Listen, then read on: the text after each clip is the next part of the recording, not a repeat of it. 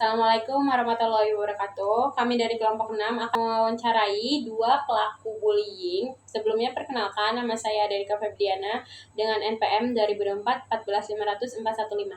Perkenalkan, nama saya Hanifah Fitriana, NPM 2024 14 500 482. Saya Mirdananda Oktaviana dengan NPM 2024 14 5022. Sebelumnya, masnya dengan nama siapa? Nama saya Adam dan ini teman saya Nova. Kami ingin memahami lebih dalam tentang apa yang mendorongmu melakukan bullying ini. Bisakah kamu ceritakan?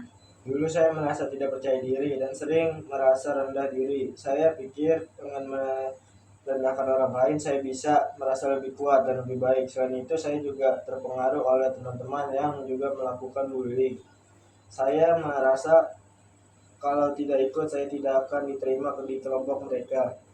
Apakah ada kejadian spesifik yang membuatmu pertama kali melakukan bullying? Saya ingat dulu ada seseorang teman yang penampilannya berbeda dari yang lain. Saya dan teman-teman mulai mengejeknya, awalnya hanya bercanda.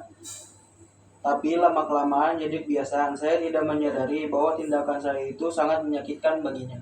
Sebelumnya, bentuk bullying apa yang pernah kamu lakukan kepada orang lain? Saya pernah melakukan bullying verbal seperti mengejek, mengolok-olok, dan memberikan julukan yang tidak pantas. Saya juga pernah melakukan bullying sosial seperti mengucilkan teman dari pergaulan dan menyebarkan rumor tentang mereka. Apakah kamu menyadari dampak dari tindakan bullyingmu terhadap korban? Awalnya saya tidak terlalu memikirkannya. Saya hanya fokus pada bagaimana saya bisa merasa lebih baik.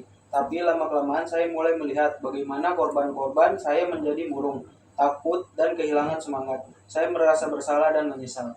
Apa yang membuatmu akhirnya bertobat dan berhenti melakukan bullying? Ada beberapa faktor. Pertama, saya melihat sendiri bagaimana bullying menghancurkan hidup orang lain. Kedua, saya mulai berpikir tentang bagaimana jika saya menjadi korban. Ketiga, saya mendapat dukungan dari guru dan konselor sekolah yang membantu saya memahami dampak negatif dari bullying dan memberikan saya cara untuk mengubah perilaku saya. Sekarang apa yang kamu lakukan untuk memperbaiki kesalahan? Saya sudah meminta maaf kepada semua korban saya, meskipun tidak dari semua mereka bisa memaafkan saya. Saya juga aktif dalam kegiatan anti bullying di sekolah dan berusaha menjadi contoh yang baik bagi teman-teman yang lain. Saya juga berusaha membantu teman-teman yang menjadi korban bullying dengan memberikan dukungan dan melaporkan kejadian bullying kepada guru atau konselor. Apa pesan yang ingin kamu sampaikan kepada orang lain yang mungkin saat ini masih melakukan bullying? Saya ingin mengatakan bahwa bullying itu tidak keren dan tidak membuat menjadi lebih kuat. Bullying hanya akan menyakiti orang lain dan dirimu sendiri. Hentilah melakukan bullying sekarang juga sebelum kamu menyesal seumur hidupmu. Carilah cara lain untuk mengatasi masalahmu tanpa harus merendahkan orang lain. Kira-kira apa saranmu untuk sekolah atau organisasi yang ingin mencegah bullying?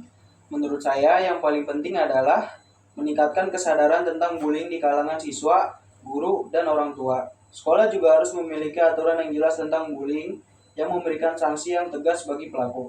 Selain itu, sekolah juga harus menyediakan layanan konseling dan dukungan bagi korban dan pelaku bullying. Organisasi anti-bullying juga bisa memberikan pelatihan dan pendampingan kepada sekolah-sekolah untuk membantu mereka menciptakan lingkungan yang aman dan nyaman bagi semua siswa. Terima kasih banyak atas wawancaranya, Adam dan Nofri. Semoga pengalamanmu bisa menjadi pelajaran bagi kita semua. Saya harap wawancara ini bisa bermanfaat bagi orang lain. Terima kasih. Terima kasih.